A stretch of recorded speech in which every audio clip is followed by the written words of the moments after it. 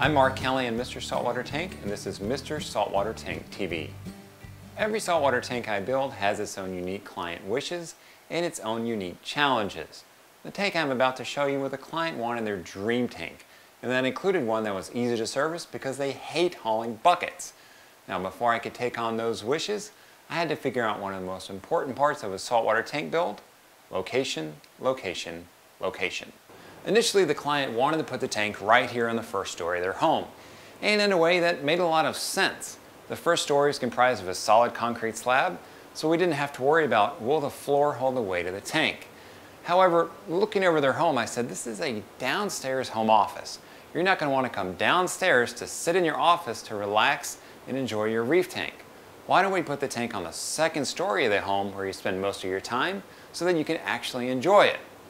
They agreed, and obviously the question then was, will the floor hold the weight? Well, I left that question to the engineers. Once they gave us the green light, it was off to the races. This client was looking to build upon the success of their 6-gallon, yes, I said 6-gallon Pico tank and their 34-gallon Nano tank. Project parameters included a dream tank, which meant only top-of-the-line gear.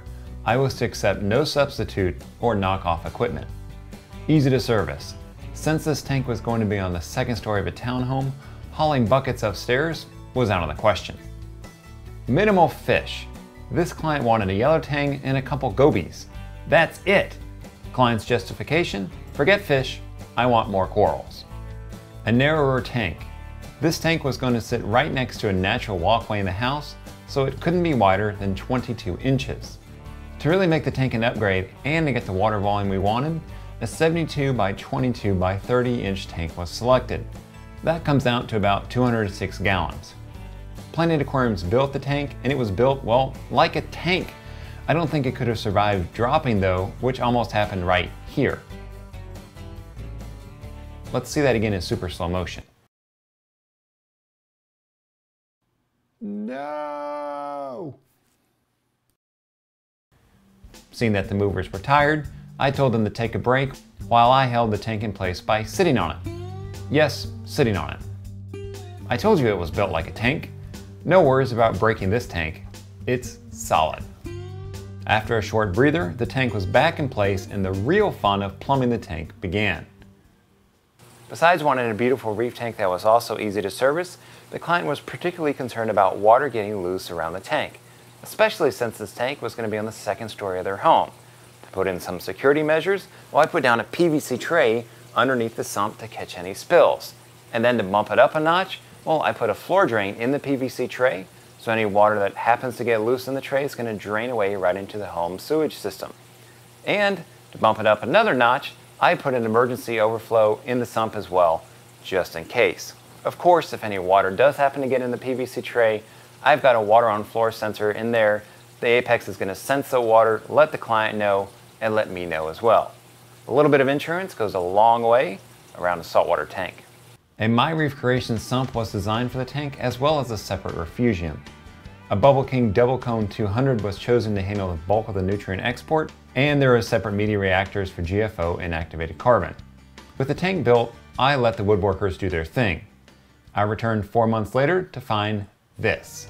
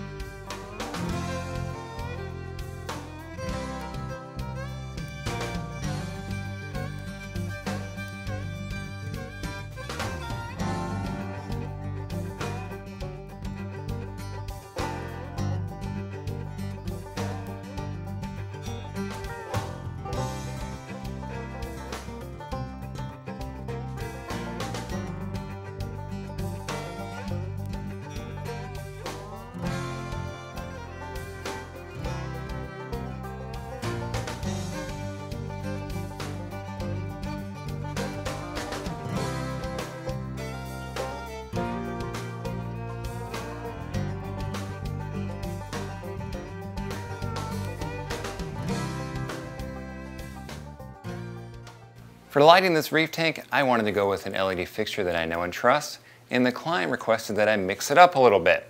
What do we use? Well, we use 3 Ecotech Marine Radion Pros and 4 T5 bulbs. Here's what it looks like installed. Why did we go with the Radion and T5 combination? Well, it wasn't because the Radions weren't going to get the job done. They put out plenty of light and they have no problem growing coral. We wanted to use the T5s to help fill in some shadowing and add a little extra pop to the tank. I have to admit, at first I was a little bit skeptical, but I fulfilled the client's wishes, got the T5s installed, and I have to say, I was very surprised. The T5s give a little more pop to the colors of the coral, and the shadowing defect is much more diminished. Who says you can't learn something from your clients? I certainly did. Clearly the growth has been great despite the tank's young age. Oh, and what are the snazzy named supplements that we use to get this coral growth? Here they are. No, that's not an editing error. There's none. We don't use any of that junk. Calcium, alkalinity, and magnesium are being dosed, and that's it. Oh yeah, the corals aren't fed either. Why would I waste my clients' money and trash their tanks by feeding corals? As I anticipated, the client ended up wanting more than a single yellow tang and a couple gobies. Fathead antheus were added to the tank, as well as a harem of flame wrasses.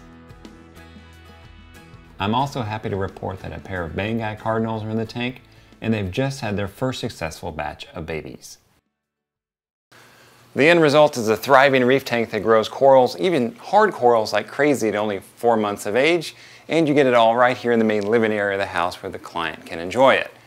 That makes me happy, and more importantly, that makes my client very happy. I'm Mark Callahan, Mr. Saltwater Tank. This has been Mr. Saltwater Tank TV. Till next time, have a good one, enjoy your tanks, and know your tank personality.